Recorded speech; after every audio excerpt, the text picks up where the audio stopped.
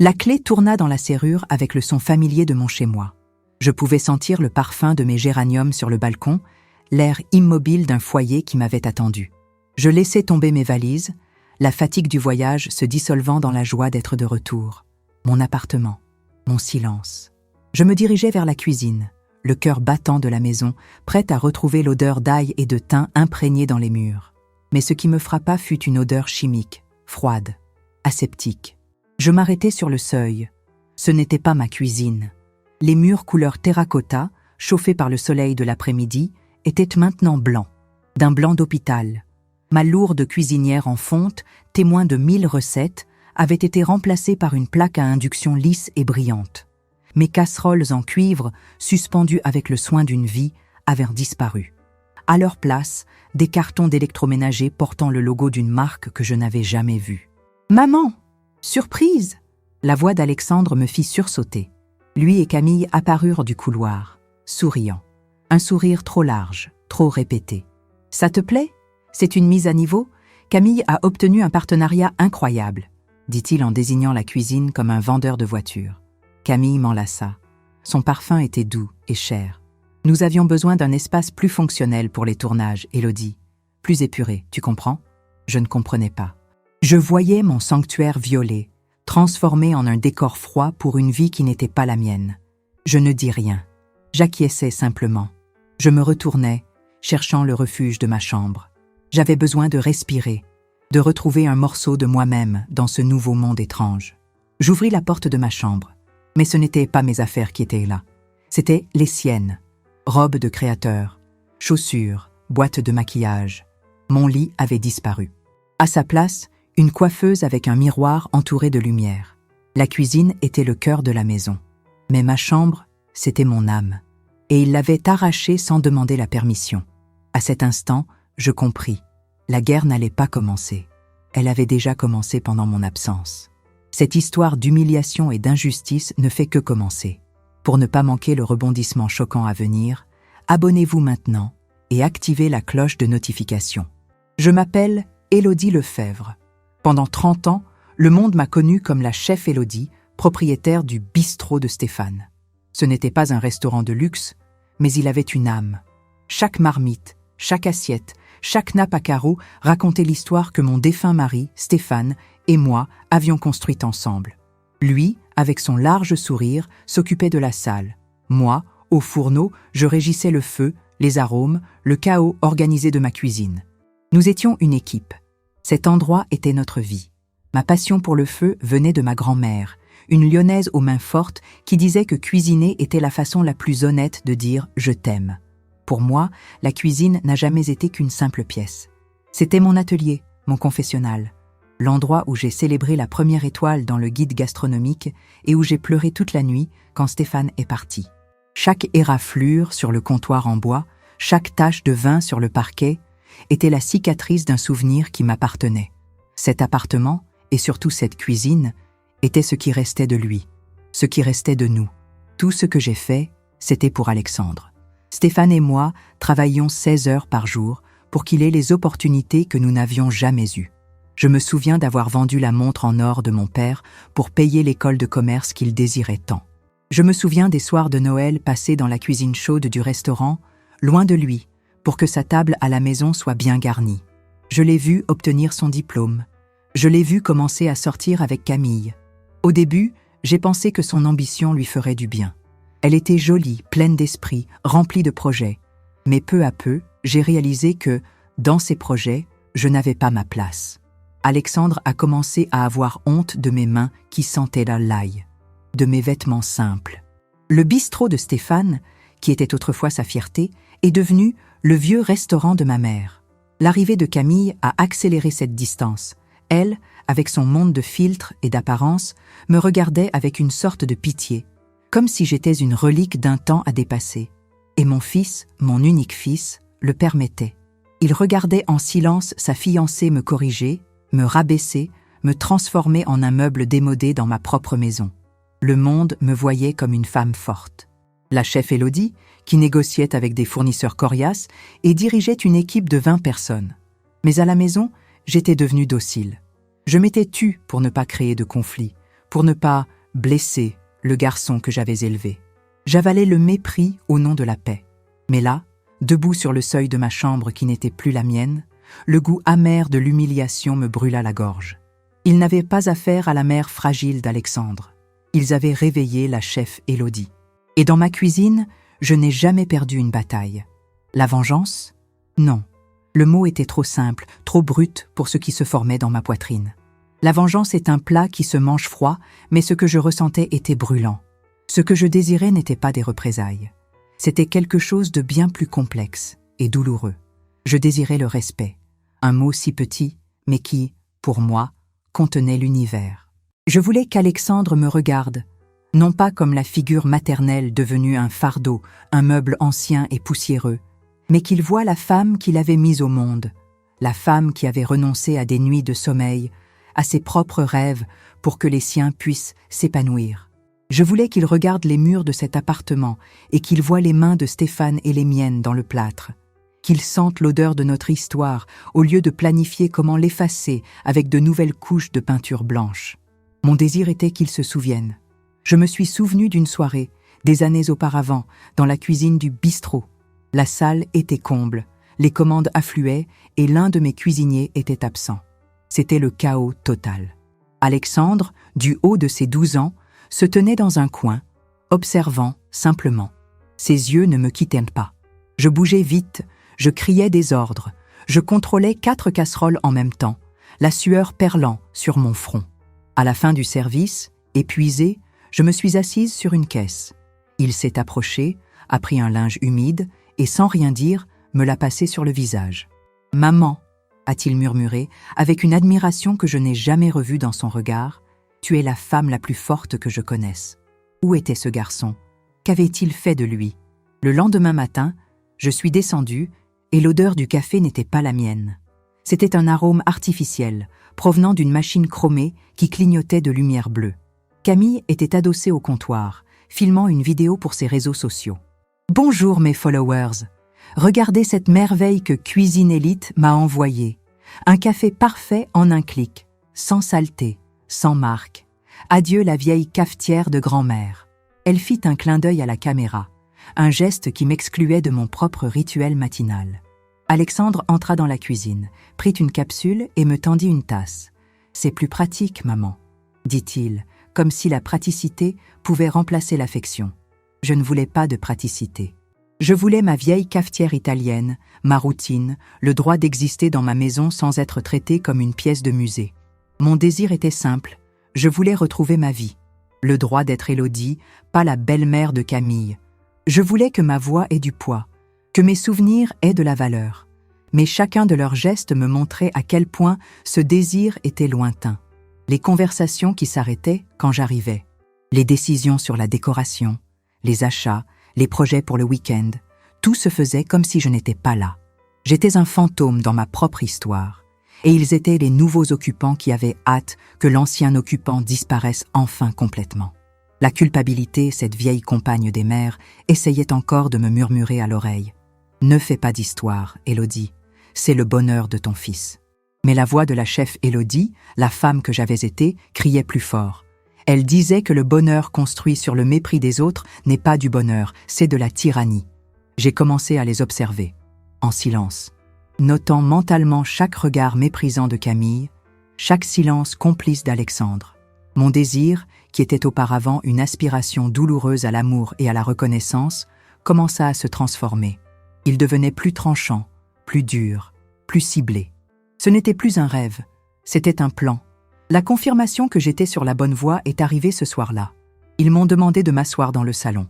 Il y avait une bouteille de champagne dans un seau à glace. Leurs yeux brillaient d'une lueur fébrile. « Maman, nous avons une nouvelle extraordinaire, » dit Alexandre, la voix débordant d'une euphorie qui me glaça le sang. Camille lui prit la main, le visage illuminé d'un sourire de pur triomphe. « On a réussi, Élodie. J'ai signé le contrat. Ce n'est pas juste un partenariat, c'est le contrat. Une web-série exclusive de 6 épisodes pour Cuisine Élite, la plus grande marque d'électroménager d'Europe. C'est un contrat à plusieurs millions. Notre vie va changer pour toujours. Plusieurs millions. » Le mot tomba dans l'air et plana au-dessus de moi comme une sentence. J'ai regardé le visage victorieux de Camille et l'admiration aveugle de mon fils. À cet instant, j'ai compris. Ce n'était plus une querelle de famille pour une chambre ou une cuisine. C'était une guerre contre une multinationale, contre des avocats, contre le pouvoir de l'argent que je n'avais pas. Dans ce sourire, j'ai vu mon désir de respect être écrasé par le poids d'un contrat qui faisait de moi, officiellement, un obstacle à éliminer. Ils n'attendirent pas ma réponse. Le bruit du bouchon de champagne qui saute fut la seule ponctuation de mon silence. Le liquide doré et pétillant remplit les flûtes qui avaient été un jour celles de mon mariage et qui semblaient maintenant des accessoires dans une pièce de théâtre sur ma chute. Alexandre et Camille trinquèrent, les yeux rivés l'un sur l'autre, partageant un rêve dont j'étais une simple spectatrice. Une spectatrice indésirable. « Je n'arrive pas à y croire, mon amour », disait Camille, la voix étranglée par une émotion qui me parut obscène. 3 mois de tournage, un cachet à 7 chiffres. On va pouvoir acheter la voiture que tu voulais, Alex. On pourra partir en Asie à la fin de l'année. Alexandre l'embrassa, un baiser de cinéma, affamé. On le mérite, Camille. On a travaillé si dur pour ça. On? Le mot me frappa comme une gifle. Quel travail? Vivre dans mon appartement? Utiliser mon électricité? Détruire ma cuisine? Camille se tourna alors vers moi, comme si elle ne se souvenait de mon existence qu'à ce moment-là. Elle prit une tablette sur la table basse que je ne reconnaissais pas. « Regarde, Élodie, voici le planning de production, pour que tu ne sois pas perdue. » La condescendance dans sa voix était palpable. Sur l'écran, ma vie était organisée dans un tableur. Lundi et mercredi, tournage intérieur dans la cuisine. L'équipe arrive à 7 heures. Mardi, tournage extérieur dans l'ancien jardin. Elle hésita une milliseconde. « Moi, on va devoir déplacer quelques meubles du salon pour faire de la place pour l'éclairage. Et peut-être repeindre ce mur de l'entrée, la production trouve la couleur un peu lourde. » Chaque mot était un coup. Ils ne demandaient pas ma permission. Ils m'informaient du calendrier de l'invasion. Et c'est là que l'image complète se forma dans mon esprit, nette et cruelle. Leur insistance pour que je fasse ce voyage sur la Côte d'Azur, le rêve de ma vie. « Vas-y, maman, tu as besoin de te reposer, tu le mérites », m'avait dit Alexandre en m'aidant à faire ma valise. Ce n'était pas un geste d'amour, c'était une manœuvre stratégique. Ils avaient besoin de l'échiquier vide pour placer leurs pièces. Et moi, la reine, j'avais été commodément retirée du jeu pour qu'ils puissent faire échec et mat. Mon voyage n'avait pas été un cadeau. C'était leur alibi. « Élodie, tu es si silencieuse, » dit Camille, avec une fausse douceur. « Tu n'es pas heureuse pour nous ? Vois le bon côté des choses. Avec le succès de la série, la valeur de l'appartement va monter en flèche. Et avec l'argent qu'on va gagner, on pourra enfin s'acheter notre propre appartement. Et bien sûr, un plus petit pour toi. Un endroit plus adapté, tu sais, sans escalier, plus facile à entretenir. Voilà. L'offre, emballée dans un papier cadeau de sollicitude. La sentence d'exil, déguisée en bienveillance. Il ne voulait là pas seulement utiliser ma maison, il voulait ma maison. Je me levai, mes jambes semblaient être de plomb. Je suis fatiguée. La nouvelle, c'était beaucoup d'émotions. Les mensonges sortirent avec une facilité qui m'effraya. Je vais me coucher. Je me dirigeais vers la petite pièce de couture qui était maintenant mon dortoir. Je fermai la porte et m'adossai au bois froid, le souffle coupé. Je pouvais les entendre rire dans le salon, le tintement des flûtes, les plans qu'ils faisaient à voix haute. J'étais une prisonnière, et les barreaux étaient les murs de la maison que j'avais moi-même construite. Je ne pus pas dormir. Le son de leur bonheur était une torture. Des heures plus tard, quand le silence commença enfin à régner, j'entendis la porte de mon ancienne chambre s'ouvrir. La voix de Camille, maintenant un chuchotement tranchant, résonna dans le couloir silencieux. Elle était au téléphone. Mon corps bougea par instinct. Je pressai mon oreille contre la porte froide de mon réduit. « Oui, Marcelo, le contrat est signé », disait-elle. Sa voix était autre, froide, calculatrice, sans le ton mielleux qu'elle utilisait avec Alexandre. « Non, ne t'inquiète pas pour sa mère. Oui, la maison est le décor parfait, exactement ce que la marque voulait. De l'authenticité, une histoire. Ils n'ont pas besoin de savoir que l'histoire va bientôt déménager dans une maison de retraite. » Elle eut un petit rire bas et cruel. « Alexandre ? Oh, s'il te plaît. C'est un agneau, il fait tout ce que je lui dis. Il me faut juste quelques mois de plus. Donne-moi un peu de temps et je me débarrasse de la vieille. » Se débarrasser de la vieille. Ces mots ne furent pas chuchotés. Ils explosèrent dans ma tête. Il ne s'agissait pas d'ambition. Il ne s'agissait pas d'affaires. C'était un plan d'élimination. Et j'étais la cible. Le choc passa. La peur s'envola. À leur place, quelque chose de glacial et de dur comme l'acier s'empara de moi. La guerre avait été déclarée. Et moi, Élodie Lefebvre, je ne serais pas une victime. Je serais le général de ma propre armée. La sonnette retentit à 6 heures du matin. Ce n'était pas une visite, c'était une invasion.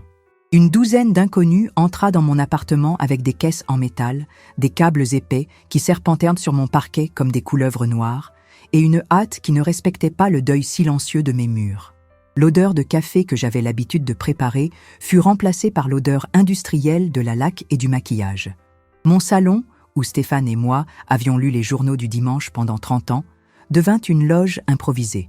L'appartement n'était plus à moi. C'était un lieu de tournage. J'essayais d'être utile, d'offrir un verre d'eau, d'indiquer où se trouvaient leurs clés prises. Le réalisateur, un jeune homme nommé Caillot, à l'air ennuyé, m'adressa un sourire rapide et professionnel. « Merci, Madame Lefebvre. La production s'occupe de tout. » Je fus congédié avec la politesse froide que l'on réserve aux personnes sans importance. Je m'adossai à l'encadrement de la porte, une ombre à la périphérie de mon propre univers. Alexandre était au centre de tout, mais pas à mes côtés. Il circulait parmi l'équipe, riant, offrant du café au réalisateur, se comportant comme le fier producteur exécutif de l'ascension de sa fiancée. Nos regards se croisèrent un instant. Je vis dans ses yeux une lueur de honte, rapidement dissimulée par un sourire forcé en direction de Camille.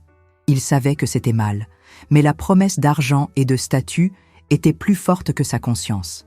Il me vit là, recroquevillé dans mon propre foyer, et choisit de ne pas voir. Son indifférence me faisait plus mal que n'importe quelle insulte. Puis, le spectacle commença. Camille sortit de mon ancienne chambre, transformée. Elle portait un tablier blanc impeccable, sponsorisé, et un maquillage qui la faisait ressembler à une poupée de porcelaine. Elle entra dans ma cuisine, maintenant le plateau de tournage, et sourit à la caméra principale avec une intimité qu'elle ne m'avait jamais montrée. Les lumières aveuglantes s'allumèrent, et le réalisateur cria « Action !» Elle allait préparer une blanquette de veau, un plat que Stéphane adorait, une recette de ma grand-mère.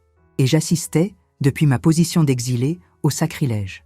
Elle tenait le couteau avec l'incertitude de celle qui craint la lame, coupant l'oignon en morceaux grossiers et inégaux. Elle parlait à la caméra de techniques modernes et de touches personnelles, mais ses mouvements étaient hésitants, appris dans un tutoriel vidéo. Mon estomac de chef se nouait. Ce n'était pas de la cuisine, c'était une performance. Le moment qui brisa quelque chose en moi arriva ensuite. Je vis Camille déballer un cube de bouillon industriel et se préparer à le jeter dans l'eau. Utiliser un cube de bouillon pour une blanquette. Un péché capital.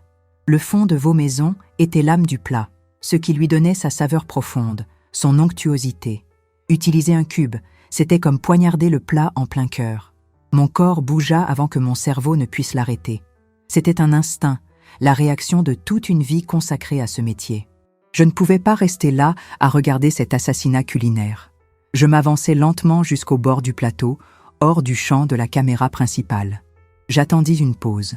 Quand le réalisateur demanda une retouche maquillage, je m'approchai doucement. « Camille, ma chérie », commençai-je à voix basse, presque en secret. « Un petit conseil, un vrai fond de veau changera tout. C'est ça, le secret d'une blanquette parfaite, pas ses poudres. » Mon intention était pure. C'était l'instinct du maître essayant de guider l'apprenti, de la belle-mère essayant de créer un pont. Camille se tourna vers moi. Le doux sourire qu'elle arborait pour les caméras disparues, remplacé par un masque d'irritation glaciale. Ses yeux me fusillèrent. Et puis, d'un ton assez fort pour que chacun des 12 inconnus dans mon appartement puisse l'entendre, elle dit « Belle maman, s'il vous plaît, nous tournons. Votre époque en cuisine est révolue. La chef, ici, maintenant, c'est moi. » Le silence qui suivit fut absolu, lourd, tranchant. Je sentis les regards de l'équipe se détourner de moi, se fixer sur leurs chaussures, leur téléphone, n'importe où sauf sur mon visage.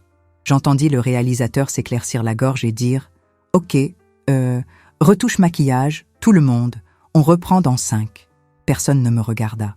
J'avais été effacé de la scène. Je restais là, immobile, sous les lumières chaudes qui me brûlaient soudain la peau. Le visage de Camille, souriant à nouveau dans le miroir de la maquilleuse, était l'image du triomphe. Elle ne m'avait pas seulement corrigée, elle m'avait exécutée publiquement. Elle m'avait déclarée obsolète, inutile, dans le seul endroit au monde où j'avais toujours été reine. Je me tournai et sortis.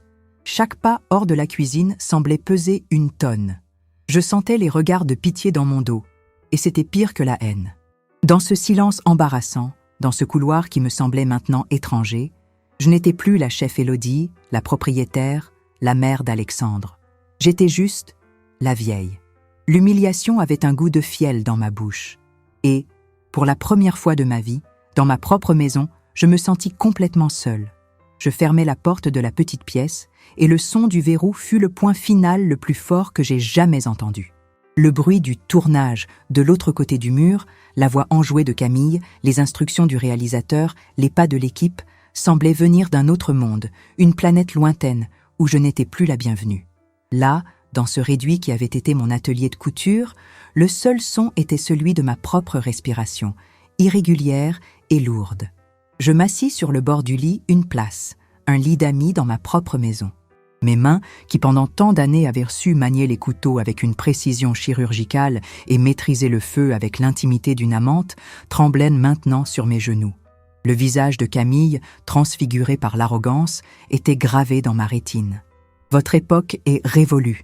La phrase résonnait dans mon esprit, chaque mot un clou dans le cercueil de mon invisibilité. L'humiliation était une vague physique. Elle commençait comme un nœud glacé dans mon estomac et montait comme une fièvre, me brûlant le visage, le cou. Je revoyais la scène, encore et encore. Le silence de l'équipe, les regards de pitié, la lâcheté d'Alexandre, resté muet pendant que sa fiancée m'anéantissait. Lui, qui avait appris à manger la blanquette sur mes genoux, qui finissait la sauce avec du pain quand il pensait que je ne le voyais pas, il avait assisté à la profanation de notre recette, de notre histoire, et n'avait rien fait. Sa trahison était la blessure la plus profonde. Je me recroquevillais, attendant les larmes. Elles venaient toujours dans les moments de profonde douleur, quand Stéphane était mort, quand le bistrot avait failli faire faillite. Je les attendis, comme une purge nécessaire. Mais les larmes ne vinrent pas. À leur place, quelque chose de différent commença à monter. Un courant électrique, froid et puissant, qui partit du fond de mon âme et fit frémir chaque fibre de mon être. Ce n'était pas de la tristesse, c'était de la colère. Une colère pure, limpide, aiguisée comme le meilleur de mes couteaux.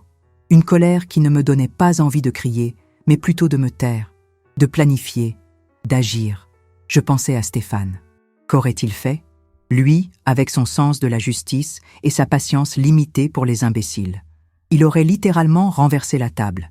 Il aurait chassé chacun de ces étrangers et remis Camille à sa place avec 3 ou 4 vérités bien senties. Mais je n'étais pas Stéphane. Ma méthode n'était pas le feu, c'était la braise. Lente, persistante, qui cuit de l'intérieur jusqu'à ce que tout soit à point. « Calme-toi, Élodie », me disait-il quand un fournisseur essayait de nous arnaquer. La meilleure vengeance, c'est un bilan impeccable et une salle comble. Il avait raison. La meilleure vengeance n'était pas un scandale. C'était la victoire. Je me levai et me regardais dans le petit miroir accroché derrière la porte. Je vis une femme de 60 ans, les cheveux grisonnants et les marques du temps autour des yeux. Je vis la vieille dont Camille voulait se débarrasser. Mais pour la première fois depuis longtemps, je regardais plus profondément. Je vis aussi les yeux de la jeune femme qui avait ouvert un restaurant à partir de rien, la femme qui avait survécu à la mort de son mari, la chef qui avait gagné le respect de toute une ville à force de talent et de sueur. Cette femme n'était pas morte. Elle était seulement endormie, anesthésiée par la douleur et la routine. L'humiliation n'avait pas été un poison. C'était l'antidote. C'était le choc qui m'avait réveillée. Mes yeux parcoururent la pièce exiguë, cherchant quelque chose qui soit vraiment à moi. Et puis, je la vis. Sous le lit, recouverte d'un drap fin, se trouvait la vieille malle en bois de Stéphane. La malle où il gardait ce qui comptait le plus. Des documents, des souvenirs, les statuts du bistrot. Elle était lourde. Je ne l'avais pas ouverte depuis la succession. Je la traînais au centre de la pièce. Le grincement des charnières rouillées fut comme un gémissement du passé. L'odeur de vieux papier et de cèdre emplit l'air. Mes mains, maintenant fermes, feuilletèrent les papiers. De vieux contrats, les plans du restaurant, des lettres d'amour que je croyais avoir perdues, et, tout au fond, dans un épais dossier cartonné, Le cœur de tout. L'acte de propriété de l'appartement, l'attestation de fin de prêt, le titre de propriété. Chaque document portait mon nom à côté du sien. Élodie et Stéphane Lefebvre, propriétaires. Et, à l'intérieur du dossier, une unique carte de visite, jaunie par le temps. Maître Mercier, avocat. Un vieil ami de Stéphane, un homme qui dînait à notre bistrot tous les vendredis. Un requin, c'est ainsi que Stéphane le décrivait, avec un sourire admiratif. Il n'aboie pas, Élodie, il mord. Je serrais ses papiers contre ma poitrine. Ce n'était pas seulement de vieux papiers, c'était la preuve de ma vie, de mon travail, de mon droit. C'était mon armure. Camille, avec ses contrats à plusieurs millions et son arrogance en silicone, avait commis une erreur fatale. Elle m'avait sous-estimé. Elle avait pensé que l'appartement n'était qu'un décor et que j'étais juste un vieil accessoire à enlever. Elle avait oublié de demander qui était la propriétaire du théâtre. Un lent sourire, un sourire qui n'était pas de joie mais de certitude, se dessina sur mes lèvres. Camille avait dit que mon époque était révolue. Mais là, tenant les papiers qui prouvaient que chaque brique de cet appartement m'appartenait, je compris. Mon époque n'était pas terminée. Elle ne faisait que commencer. Il est impossible de ne pas ressentir le poids de cette humiliation. Si vous êtes aussi indigné, aimez la vidéo et dites-moi de quelle ville vous me regardez. Je tiens à répondre à chaque commentaire. Le lendemain matin, le bruit de l'invasion reprit ponctuellement à 6 heures. Mais, pour la première fois, il ne m'intimida pas. Ce n'était que du bruit de fond. Pendant que l'équipe de tournage transformait mon salon en un labyrinthe de câbles et de lumière, je m'enfermais dans ma petite chambre avec un but. Je composais le numéro de la carte jaunie avec des doigts fermes. La voix de la secrétaire à l'autre bout du fil était impersonnelle et efficace. Cabinet de Maître Mercier. Bonjour. Bonjour. Je voudrais prendre rendez-vous avec Maître Mercier. Je suis Madame Élodie Lefebvre. Il y eut une pause. Il n'a pas de créneau pour les nouveaux clients cette semaine, madame. S'il vous plaît, insistai-je, la voix basse mais claire. Dites-lui que c'est Élodie, du bistrot de Stéphane, la femme de Stéphane. La pause, cette fois, fut différente, chargée de reconnaissance. Un instant, je vous prie. Moins d'une minute plus tard, sa voix revint, avec un nouveau ton de respect. Madame Lefebvre, Maître Mercier peut vous recevoir aujourd'hui, à 11 heures. Quitter la maison fut comme une évasion. Je laissai derrière moi l'odeur de lac et la voix stridente de Camille dirigeant l'équipe, et je sortis dans l'air frais du matin avec le sentiment de quelqu'un qui part au combat. Le cabinet de Maître Mercier se trouvait dans un vieil immeuble du centre de Paris, en pierre de taille avec des portes en bois massifs. C'était un monde de silence, d'ordre et de pouvoir. L'opposé du chaos qu'était devenu mon appartement. Maître Mercier était exactement comme Stéphane l'avait décrit. Un homme d'environ 70 ans, en costume impeccable, avec des cheveux argentés et des yeux de faucon qui semblaient voir à travers moi. Il me salua avec une formalité qui se brisa lorsqu'un sourire triste effleura ses lèvres. « Élodie, je suis sincèrement désolée pour Stéphane. C'était un homme bon. Et vous, une chef extraordinaire. Votre coque au vin du vendredi me manque. » Il me servit un vrai café, fort, dans une tasse en porcelaine. Ce petit geste de civilité, de respect, faillit me faire craquer. Mais je n'étais pas là pour pleurer. J'étais là pour me battre. Je déversai l'histoire sur son bureau en acajou. Je parlais sans émotion, comme si je relatais les ingrédients d'une recette désastreuse. La cuisine, la chambre, l'humiliation publique, la conversation sur le fait de se débarrasser de moi. Je lui tendis le dossier contenant l'acte de propriété et tous les documents de la maison. Il m'écouta sans dire un mot, les doigts joints, son expression se durcissant à chaque phrase. Quand j'eus fini, il resta silencieux pendant une longue minute, analysant les papiers. « Légalement, Élodie, l'appartement est à vous, incontestable, dit-il enfin, la voix grave. Nous pouvons engager une procédure d'expulsion, les mettre dehors. » Mais il marqua une pause, et je savais que le « mais » était le problème. Ce sera une guerre, une vilaine querelle de famille, publique, qui pourrait s'éterniser pendant des années devant les tribunaux. Ils prétendront qu'ils prenaient soin de vous, que vous les aviez invités. Ils transformeront votre douleur en spectacle. Un frisson me parcourut. C'était exactement ce que ferait Camille. Elle me dépeindrait comme la belle-mère folle et aigrie. Je ne veux pas de spectacle, Maître Mercier. Je veux la justice. Il s'adossa à son fauteuil en cuir qui grinça sous son poids. Ses yeux de faucon m'étudièrent. La justice? Parfois, Élodie, la justice ne se trouve pas sur le chemin le plus évident. Parlez-moi de ce contrat que la fiancée de votre fils a signé. Cuisine Élite, avez-vous dit? Oui, un contrat à plusieurs millions, c'est ce qu'elle a dit. Là où il y a beaucoup d'argent, ma chère, il y a toujours beaucoup d'arrogance. Et l'arrogance mène à l'erreur. Il se pencha en avant. Il nous faut une copie de ce contrat. C'est là que la vraie bataille sera gagnée ou perdue. Pas sur votre droit de propriété, mais sur les obligations qu'ils ont contractées envers des tiers. Une copie du contrat. Comment l'obtiendrai-je? Et puis, je me souvins. La tablette. Camille vivait avec cet appareil et la veille au soir, elle l'avait laissé dans la cuisine, sur le comptoir, pendant qu'elle trinquait. Je rentrais à la maison avec un plan. Le plateau était en pause déjeuner. L'équipe mangeait des sandwichs dans mon ancien jardin. Alexandre et Camille n'étaient pas en vue. Le cœur battant, j'entrais dans la cuisine. La tablette était là, en charge. Je déverrouillais l'écran, la date de naissance de mon fils, un mot de passe qu'il utilisait depuis l'adolescence. En moins d'1 minute, je trouvais le fichier « Contrat Cuisine Élite, final.pdf ». Je l'envoyais à l'adresse électronique de Maître Mercier et effaçais la trace. Mes mains ne tremblaient plus. 2 heures plus tard, mon téléphone vibra. C'était lui. « Élodie, êtes-vous assise ?» Sa voix avait une tonalité différente. Un ton d'excitation contenu, la voix d'un prédateur qui vient de repérer sa proie. « Oui, mentis-je. Allez à la page 47. Clause 18, alinéa B. Je vous lis, la contractante, en l'occurrence la société de Camille, déclare sur l'honneur être la légitime détentrice ou propriétaire du bien immobilier utilisé pour les tournages, et que celui-ci est libre de toute charge, litige judiciaire ou extrajudiciaire ou revendication de tiers. Je ne comprenais pas. Qu'est-ce que cela signifie? J'entendis ce qui ressemblait à un sourire de l'autre côté de la ligne.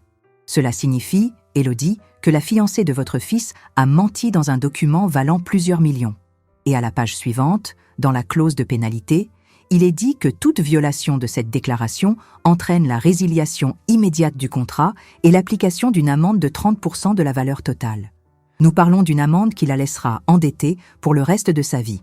Le souffle me manqua. Nous n'avons pas besoin d'un procès de plusieurs années, Élodie, poursuivit sa voix, maintenant tranchante comme du verre. Nous avons juste besoin de créer une revendication de tiers, un litige. Et nous pouvons le faire quand et comme nous le voulons. Il prévoit un grand événement de lancement, n'est-ce pas? Avec la presse, les dirigeants? Oui, murmurai-je. Parfait, dit-il. Ils construisent la scène de son plus grand triomphe. Ce qu'ils ne savent pas, c'est que le scénario a changé, et l'acte final sera le nôtre.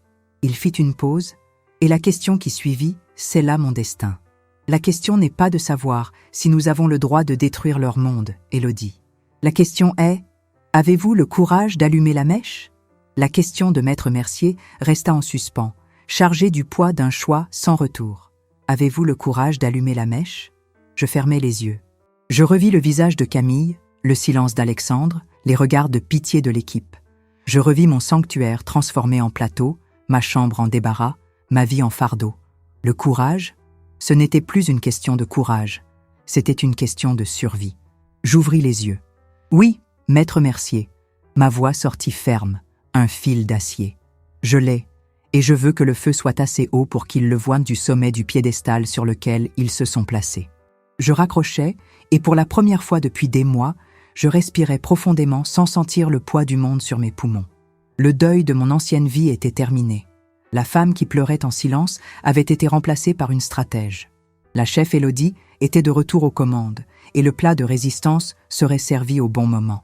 Dans les jours qui suivirent, une nouvelle dynamique s'installa dans l'appartement. J'avais changé. Et parce que j'avais changé, tout autour de moi changea aussi. Je cessais de me cacher dans ma petite chambre. Je commençais à occuper les espaces qui me restaient. Je m'asseyais dans le fauteuil du salon, le seul qu'il n'avait pas osé changer, un livre sur les genoux et une tasse de thé à la main. J'observais le cirque de la production avec un détachement presque clinique. Je les voyais courir, crier, trébucher sur les câbles, et je ne ressentais plus rien, ni colère, ni douleur. J'observais, tout simplement. Mon calme les perturbait. « Vous ne sortez pas aujourd'hui, Élodie ?» me demanda Camille le 3e jour, la voix suintant un faux intérêt. « L'équipe de tournage battait son plein dans la cuisine, et ma présence silencieuse dans le salon semblait la déranger. « Non, ma chère, j'ai décidé que je devais profiter un peu plus de ma maison, » répondis-je sans quitter mon livre des yeux. Je vis le regard qu'elle échangea avec Alexandre. Un regard qui disait « Elle est devenue complètement folle ». Ils prirent ma paix pour de la résignation, ma patience pour une défaite. Et ce fut leur deuxième erreur fatale. Je commençais à discuter avec l'équipe. J'offrais un café, je leur demandais des nouvelles de leur famille. Non par servilité, mais par stratégie. Eux, habitués à être traités comme de simples employés par Camille, se détendirent en ma présence. Au fil de conversations anodines, j'appris tout ce que j'avais besoin de savoir. Le nom du PDG de Cuisine Élite, qui viendrait en personne pour l'événement de lancement. L'heure exacte du début de la retransmission en direct. La liste des journalistes et des influenceurs invités. Chaque information était une pièce que je plaçais sur mon échiquier mental. Alexandre tenta de s'approcher à quelques reprises. « Maman, ça va? Tu es si... silencieuse. »« Ah, je vais très bien, mon fils, » répondais-je avec un sourire serein. Je réfléchis, c'est tout. Je mets les choses en perspective. Il ne comprenait pas. Il voyait mon silence et se sentait soulagé, pensant que la tempête était passée et que j'avais enfin accepté ma nouvelle place, diminuée, dans le monde. Il ne réalisait pas que le calme qui le rassurait était en fait l'œil du cyclone. Le mépris de Camille, en revanche, devint plus audacieux. Voyant que je ne réagissais plus, elle se mit à m'ignorer complètement, à donner des ordres qui m'affectaient directement comme si j'étais invisible. « Il faut enlever ce fauteuil pour la soirée, il gêne la circulation », dit-elle à un producteur en désignant mon dernier refuge. Je me levai lentement. Le producteur s'arrêta, ne sachant que faire. Je regardai Camille, sans élever la voix. Je dis simplement « Ce fauteuil est le dernier cadeau que mon mari m'a fait. Il reste. » Il y eut un instant de tension. Camille me foudroya du regard, prête à se battre. Mais il y avait quelque chose de nouveau dans ma posture, une solidité qui la fit reculer. Elle souffla et dit au producteur « Bon, débrouillez-vous, faites le tour. » C'était une petite victoire, mais pour moi, elle signifiait tout. Je reprenais mon territoire, centimètre par centimètre. La semaine passa comme un éclair de préparatifs frénétiques pour la grande soirée de lancement. L'appartement fut envahi par des décorateurs, des techniciens du son, des serveurs d'un traiteur. Des fleurs coûteuses furent disposées partout, cachant les marques de ma vie sous le vernis de leur richesse instantanée. Camille était à son apogée, une reine dans son château de cartes, radieuse, puissante, insupportable. Le soir de l'événement, l'appartement vibrait de musique électronique et de conversations superficielles. Camille, dans une robe rouge éblouissante, accueillait les invités, souriant aux caméras, l'incarnation du succès. Alexandre, à ses côtés, ressemblait à un accessoire de luxe, le prince consort d'un royaume de mensonges. Et moi, je regardais tout depuis une fenêtre à l'étage. Je portais une simple robe noire, élégante, discrète. Personne ne remarquait ma présence. Pour eux, je faisais simplement partie des meubles. Dans mes mains, je tenais une enveloppe Kraft scellée. À l'intérieur, la notification extrajudiciaire préparée par Maître Mercier. L'arme, la mèche. Mon téléphone vibra dans ma poche. Un court message. L'huissier est à 5 minutes. La scène est à vous. Je pris une profonde inspiration. Mon cœur n'était pas emballé. Il était calme, précis, comme celui d'un chirurgien avant la première incision. Je descendis lentement les escaliers. Personne ne me vit. Tous les yeux étaient retournés vers elle, la star de la soirée, qui montait sur une petite estrade installée dans le salon pour commencer la retransmission en direct. « Bonsoir à tous. Bienvenue à la réalisation d'un rêve », commença-t-elle. J'arrivai au bas de l'escalier, l'enveloppe à la main. Camille voulait les projecteurs. J'allais les lui donner. Une lumière si vive, si implacable, qu'elle révélerait non seulement ses mensonges, mais aussi les profondes fissures de tout ce qu'elle pensait avoir construit sur mes cendres. Le spectacle allait commencer. Mon spectacle. Camille leva sa flûte de champagne. Les lumières des projecteurs la transformaient en une déesse rouge, le centre de toutes les attentions. La caméra de la retransmission en direct se focalisa sur son visage radieux. « Et je n'aurais pas pu arriver ici sans le soutien de 2 personnes incroyables, » dit-elle, la voix parfaitement modulée pour transmettre une fausse humilité. Mon merveilleux fiancé, Alexandre, mon roc. Et bien sûr, ma chère belle-mère, Élodie, pour nous avoir cédé ce magnifique espace et nous avoir accueillis avec tant d'affection. La mention de mon nom fut le déclencheur, le signal que j'attendais. Je commençais à descendre les escaliers, lentement, marche après marche. Je n'étais pas pressé. Le temps, pour la première fois depuis longtemps, jouait en ma faveur. Les gens au bas de l'escalier, absorbés par le discours, me firent un passage presque par instinct, comme s'ils sentaient un changement de température dans la pièce. Je marchais parmi les invités, et la mer de conversation et de rire semblait s'écarter, créant un sillage de silence sur mon passage. Au moment précis où j'arrivais au centre du salon, les portes d'entrée s'ouvrirent. Ce ne fut pas une entrée brusque. Elle fut solennelle, officielle. 2 hommes entrèrent. L'un, je le connaissais bien, Maître Mercier, dans son costume sombre, l'expression impassible d'un général sur le champ de bataille. L'autre était plus jeune, d'apparence ordinaire, mais il portait une mallette en cuir et une autorité qui fit taire la musique d'ambiance. Camille s'arrêta de parler. La phrase sur la nouvelle ère de la cuisine numérique mourut sur ses lèvres. Elle cligna des yeux, confuse, essayant de comprendre qui étaient ces intrus qui osaient lui voler son moment. Le caméraman de la retransmission, ne sachant que faire, tourna l'objectif vers la porte, capturant la scène pour des milliers de téléspectateurs en ligne. Le plus jeune homme, l'huissier de justice, s'avança d'un pas ferme et mesuré vers la petite estrade. Il ne regarda personne. Sa cible était unique. Maître Mercier resta près de la porte, observateur silencieux et mortel. Et moi, je continuais ma lente et délibérée progression, m'arrêtant à quelques mètres d'Alexandre, pétrifié à côté de la scène. L'huissier monta les 2 marches. Il s'arrêta à un bras de distance de Camille. Sa voix, quand il parla, ne fut pas forte, mais elle trancha l'air comme une lame. « Madame Camille Gauthier ?» Camille, blême sous son maquillage épais, ne put cocher la tête. « Je suis huissier de justice. Et je suis porteur d'une notification extrajudiciaire que je dois vous remettre en main propre et en urgence. » Il lui tendit l'enveloppe Kraft que je connaissais si bien. La main de Camille, aux ongles parfaitement manucurés, trembla en la saisissant. Elle regarda le papier comme si c'était un serpent. « Ce doit être une erreur », balbutia-t-elle, forçant un sourire vers le public choqué. « Nous sommes au milieu d'un événement en direct. Une mauvaise blague, sans doute. Je vous assure, madame, que ce n'est pas une blague. » C'était mon signal. Tous les regards, d'abord confus, se tournèrent maintenant vers moi. J'étais la seule pièce qui ne cadrait pas dans la scène. La vieille dame en noir, immobile, observant le chaos qu'elle avait elle-même orchestré. Je fis un pas en avant. Ma voix, quand elle sortit, ne trembla pas. C'était la voix de la chef Élodie, la voix de commandement que j'utilisais dans ma cuisine. Mais je ne m'adressai ni à Camille, ni à Alexandre. Mes yeux rencontrèrent ceux d'un homme plus âgé, en costume gris, au premier rang. Le PDG de Cuisine Élite, Monsieur Durand. L'information que j'avais recueillie les jours précédents. Monsieur Durand, bonsoir, je m'appelle Élodie Lefebvre. L'homme me regarda, le front plissé d'irritation par l'interruption. Et cet appartement, continuai-je, d'un geste lent qui engloba tout le salon, et le mien. Un murmure parcourut la foule. Alexandre fit un pas vers moi. Maman, qu'est-ce que tu fais ? Je l'ignorais. Je continuais à parler à Monsieur Durand comme si nous étions seuls dans la pièce. Je suis l'unique et légitime propriétaire de ce bien, acheté et payé il y a 35 ans par le travail de mon défunt mari et le mien.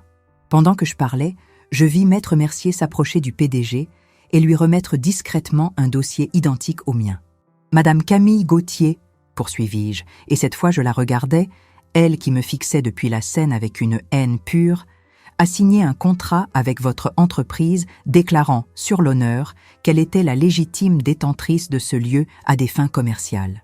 Une déclaration frauduleuse. Je sortis de mon sac l'acte de propriété original. Le papier était ancien, les plis usés, mais à ce moment-là, il avait plus de poids que tout l'argent de leur contrat. Je le brandis. Voici l'acte de propriété de mon appartement. Et à aucun moment, je n'ai autorisé une quelconque activité commerciale, tournage ou événement dans ma propriété. La notification que Madame Gauthier vient de recevoir l'informe qu'elle a 48 heures pour cesser toutes activités et retirer son matériel sous peine de poursuite judiciaire pour violation de propriété privée. Le visage de Monsieur Durand passa de l'irritation à la fureur. Il ouvrit le dossier que Maître Mercier lui avait donné et ses yeux parcoururent les pages. Enfin, Je regardais Camille. Le rouge de sa robe semblait maintenant la couleur de la honte. Elle était piégée, exposée sur sa scène de gloire. « Tu as dit que mon époque était révolue, Camille, » dis-je, et ma voix était calme, presque triste. « Et tu as raison. Mon époque où je restais silencieuse, où j'acceptais d'être humiliée, d'être traitée comme un vieil objet sans valeur dans ma propre maison. Cette époque, en effet, est révolue. Je fis un pas en arrière. Mon travail ici était terminé. Le silence dans la salle était si dense qu'on pouvait le sentir. La musique s'était arrêtée. Les caméras tournaient encore, retransmettant au monde l'implosion d'un rêve. Le champagne, intact, perdait ses bulles dans les flûtes. Camille était figée, l'enveloppe blanche tremblant dans sa main contre sa robe rouge. Alexandre me regardait, non pas avec colère, mais avec une horreur absolue, comme s'il voyait un fantôme. Le fantôme de la mère qu'il avait tenté d'effacer. Le plat de résistance était servi, et le silence stupéfait dans la salle était le seul applaudissement dont j'avais besoin. Le silence dans la salle était une créature vivante. Il se tordait, s'étendait, étouffait l'air. Chacun des 50 invités semblait avoir retenu sa respiration en même temps. La seule chose qui bougeait était la petite lumière rouge de la caméra de retransmission, clignotant, insistante, un œil numérique enregistrant le carnage. Le premier à rompre le charme fut M. Durand. Il se leva, non pas brusquement, mais avec la délibération d'un homme habitué à prendre des décisions qui coûtent des millions. Il referma le dossier que Maître Mercier lui avait remis. Le bruit sec du cuir se refermant fut comme le coup de pistolet qui déclencha la panique. Il ne me regarda pas. Il ne regarda pas Alexandre. Ses yeux, froids comme des éclats de glace, se fixèrent sur Camille, toujours paralysée sur la scène. « Mademoiselle Gauthier, » dit-il, la voix calme mais chargée d'une fureur contenue plus effrayante que n'importe quel cri. Cuisine Élite attache une grande importance à son image d'intégrité et de confiance. Nous ne faisons pas d'affaires basées sur des mensonges. Camille ouvrit la bouche pour parler, mais aucun son n'en sortit. Considérez notre contrat comme résilié à cet instant précis, poursuivit le PDG, implacable. Notre service juridique prendra contact avec vous demain pour discuter des termes de la clause pénale pour déclaration frauduleuse. Bonne soirée. Il se tourna et se dirigea vers la porte, ses assistants se hâtant derrière lui comme un cortège funèbre. Le mot « pénalité » resta suspendu dans l'air, chargé de désastres financiers. Ce fut l'étincelle qui enflamma enfin Camille. Le masque de professionnalisme, de succès, de contrôle, fondit de son visage, révélant la créature brute et désespérée en dessous. « Non !» cria-t-elle, un son aigu, presque animal. « Vous ne pouvez pas faire ça, c'est elle, cette vieille, elle a fait ça pour me détruire. » Son doigt, tremblant, me désigna. Maintenant, tous les regards se tournèrent vers elle, non plus avec stupeur, mais avec une fascination morbide, comme on regarde un accident de voiture au ralenti. Elle est jalouse, jalouse de mon succès, de ma jeunesse. Elle est folle, sénile. Elle invente tout ça pour nous séparer, pour ruiner l'avenir de son propre fils. Elle se tourna vers Alexandre, les yeux suppliants, dément. Dis-leur, Alex, dis-leur qu'elle ne va pas bien. Dis la vérité. Mais Alexandre ne pouvait pas parler. Il était blanc comme un linge. Ses yeux allaient de Camille, hors de contrôle sur la scène, à moi, calme et immobile près de l'escalier. Je vis sur son visage l'agonie d'un homme regardant deux trains, tous deux transportant des parties de sa vie, entrer en collision devant lui. Il ne défendit pas Camille. Il ne me défendit pas. Il resta simplement là, un monument à sa propre faiblesse, brisé par la conséquence de ses choix. Sa paralysie était l'aveu le plus éloquent. Le discours de Camille devint incohérent. Elle mélangeait des accusations contre moi avec des supplications aux invités qui commençaient à se déplacer, mal à l'aise, vers la sortie. La fête était terminée. Le spectacle, cependant, battait son plein. Des téléphones portables furent discrètement levés, enregistrant l'effondrement de l'influenceuse du moment. Les journalistes, auparavant ses invités d'honneur, la regardèrent maintenant comme des vautours, flairant la charogne d'une carrière qui venait de mourir en direct. En moins de 10 minutes, la salle était presque vide. Le buffet intact, les fleurs coûteuses, le champagne tiède.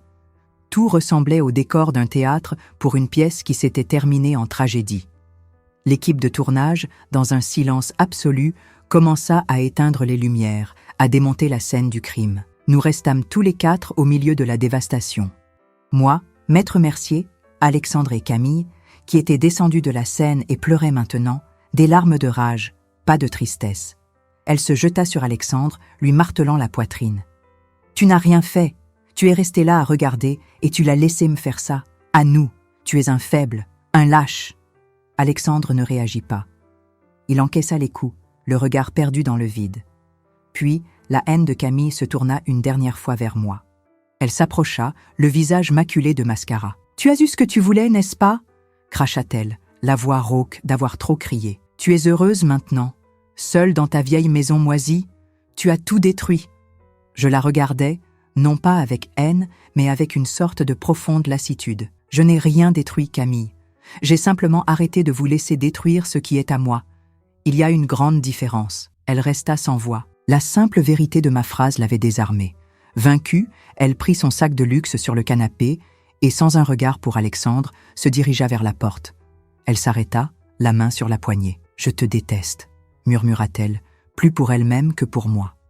Et elle sortit en claquant la porte. Le son résonna dans la salle silencieuse. Maître Mercier s'approcha de moi. « Élodie, mon travail ici est terminé.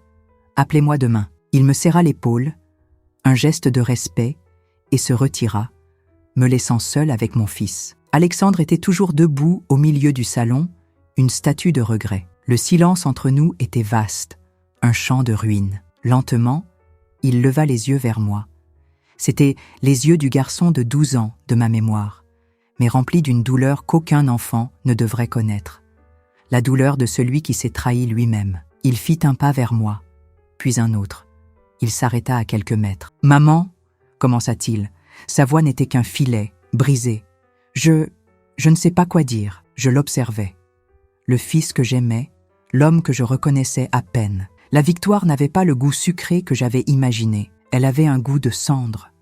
J'avais retrouvé ma maison, ma dignité, mais le prix était l'image de mon fils, brisé en 1000 morceaux sur le sol. Je regardais le chaos autour de nous, la cuisine profanée en arrière-plan. « L'appartement est sauvé, Alexandre, » dis-je, la voix plus douce que je ne l'avais prévue. « Maintenant, tu dois découvrir comment te sauver toi-même. » Je lui tournai le dos et me dirigeai vers ma cuisine. Je le laissai seul, au centre du désastre qu'il avait aidé à créer. La bataille pour ma maison était gagnée. La guerre pour l'âme de mon fils, réalisai-je, était une guerre que lui seul pouvait mener. Quand la porte d'entrée se referma et que le bruit des pas d'Alexandre disparut dans la nuit, l'appartement plongea dans un silence que je ne connaissais pas. Ce n'était pas la paix à laquelle j'aspirais tant. C'était le silence lourd d'un champ de bataille après le cessez-le-feu. Un silence plein d'échos, de fantômes, de mots non dits. Je traversai le salon dévasté. Des verres à moitié vides, des serviettes froissées, l'odeur de parfum de luxe mêlée à celle de la défaite. J'entrai dans ma cuisine, ou ce qu'il en restait. Les lumières froides du plateau, maintenant éteintes, pendaient du plafond comme des potences. Le comptoir en acier inoxydable, que Camille appelait « épuré », ressemblait à la table d'une autopsie. Je pris un sac poubelle et je commençai à nettoyer. Non par nécessité, mais par instinct. C'est ce que j'avais toujours fait. Je nettoyais la saleté des autres. Je nettoyais les genoux écorchés d'Alexandre quand il était enfant. Je séchais ses larmes après son premier chagrin d'amour. Je balayais les débris de ma propre vie quand Stéphane était parti. Nettoyer, pour moi, a toujours été une façon de remettre de l'ordre dans le monde. Mais, tandis que mes mains ramassèrent les débris de la fête qui n'aurait jamais dû avoir lieu, mon esprit était ailleurs. Je disséquais la recette de mon propre désastre. Pendant des années, j'ai cru au mythe sacré de la maternité. L'amour inconditionnel est synonyme de sacrifice absolu. Être mère, pour moi, c'était disparaître. C'était devenir le condiment invisible qui rehausse la saveur du plat principal, qui était lui, mon fils. Je me suis donné en portions généreuses, sans rien garder pour moi. Je croyais que mon amour suffirait à le nourrir, à faire de lui un homme bon et reconnaissant. Quelle idiote j'ai été. J'ai découvert, de la plus amère des manières, que l'amour sans limite ne génère pas la gratitude. Il génère l'abus. L'amour sans respect n'est pas de l'amour, c'est de la commodité. En m'effaçant, je n'ai pas appris à mon fils à m'aimer davantage.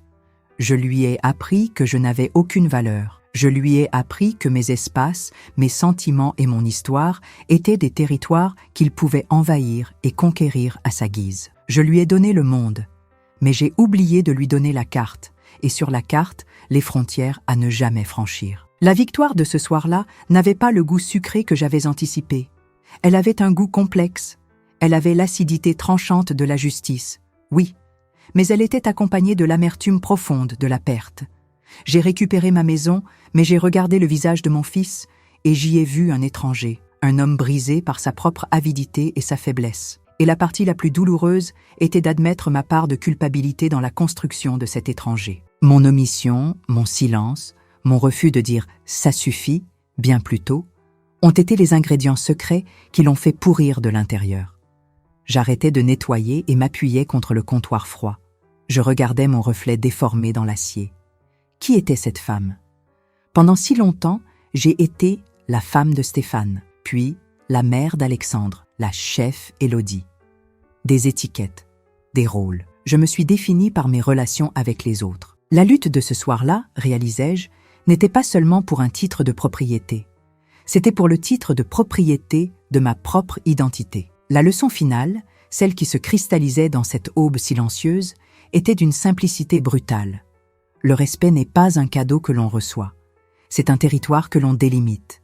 Et les clôtures sont faites de non. Non, tu ne peux pas me parler comme ça. Non, tu ne peux pas entrer dans mon espace sans permission. Non, mon amour pour toi ne te donne pas le droit de me détruire. Je ne me sentais pas comme une héroïne. Je me sentais comme une ville qui a survécu à un bombardement. Les structures principales étaient encore debout, mais les fenêtres étaient brisées, les rues pleines de décombres, et le travail de reconstruction serait long et solitaire. Je ne savais pas de quoi demain serait fait. Je ne savais pas si Alexandre reviendrait, si le pardon était possible ou même souhaitable. Je ne savais pas comment je retransformerais cette cuisine de plateau de tournage en un foyer. Mais, pour la première fois de ma vie, je n'avais pas peur de l'inconnu. J'ai passé toute ma vie à cuisiner pour les autres, pour le palais des clients, pour la faim de mon mari, pour l'avenir de mon fils. Dans cette cuisine froide et silencieuse, une question nouvelle et effrayante surgit dans mon esprit. Quel était mon plat préféré? Quel était le goût de ma propre faim? Je n'avais pas la réponse. Mais, en regardant mes mains vides sur le comptoir en acier, je souris, parce que je découvris que j'avais tout le temps du monde pour apprendre la recette. La première semaine fut celle du silence. Je débranchais le téléphone, j'ignorais la sonnette. Le monde extérieur, je le savais, était en feu. La chute en direct de Camille Gauthier devint le sujet du moment. Les titres des magazines People étaient cruels. L'influenceuse qui a influencé sa propre chute, du contrat millionnaire à la ruine en 60 secondes. Les vidéos de sa crise de nerfs, filmées par les téléphones des invités, devinrent virales. Les marques, une à une, annoncèrent la fin de leur partenariat. Cuisine Élite n'hésita pas. Le procès pour rupture de contrat et l'application de l'amende de plusieurs millions furent rapportés dans tous les journaux. Camille n'avait pas seulement perdu sa carrière. Elle avait perdu son masque, et la femme derrière était un spectre de dette et d'humiliation publique. Elle disparut, avalée par le scandale qu'elle avait elle-même créé. Alexandre disparut aussi. Le lendemain matin de la fête, ses affaires avaient disparu de la petite chambre. Il n'avait laissé qu'un mot sur le lit. Ce n'était pas une demande de pardon, ni une explication. C'étaient 3 mots griffonnés sur une serviette. « Je suis désolé ». Et aussi incroyable que cela puisse paraître, ce silence fut le geste le plus respectueux que j'ai reçu de sa part depuis des années. Je ne le cherchais pas. Je compris que le chemin du retour vers lui-même était un chemin qu'il devait parcourir seul. Et moi, j'entrepris mon propre voyage. La première chose que je fis fut d'engager une entreprise de nettoyage pour enlever les dernières traces de la fête et de la production. Ensuite, j'appelai un peintre. Ce blanc d'hôpital qui recouvrait les murs de ma cuisine et de mon salon fut le premier à disparaître. Je choisis une teinte pêche, la couleur du coucher de soleil que Stéphane et moi regardions depuis le balcon. Jour après jour, je ressuscitais ma maison. Je vendis la plaque à induction et, avec l'argent, j'achetai chez un antiquaire une robuste cuisinière à gaz, avec de vraies flammes, un feu que je pouvais maîtriser. Je commandais de nouvelles casseroles en cuivre. Je chinais dans une brocante un vaisselier pour remplacer celui qu'ils avaient jeté. Chaque objet qui entrait dans cet appartement était un morceau de mon âme que je remettais à sa place. Je me remis à cuisiner. Mais, cette fois, c'était différent. Je ne cuisinais pas pour nourrir une famille ou pour plaire à des clients. Je cuisinais pour moi. Je testais des recettes qui m'avaient toujours intriguée, j'explorais des épices exotiques, j'ouvrais une bouteille de vin et je cuisinais lentement au son de la musique classique. J'apprenais à savourer ma propre compagnie. Je découvrais le goût de ma liberté. 3 mois passèrent. Un samedi après-midi, on sonna à la porte. C'était Alexandre. Il était plus mince, avec des cernes profonds, mais il y avait une nouvelle fermeté dans son regard.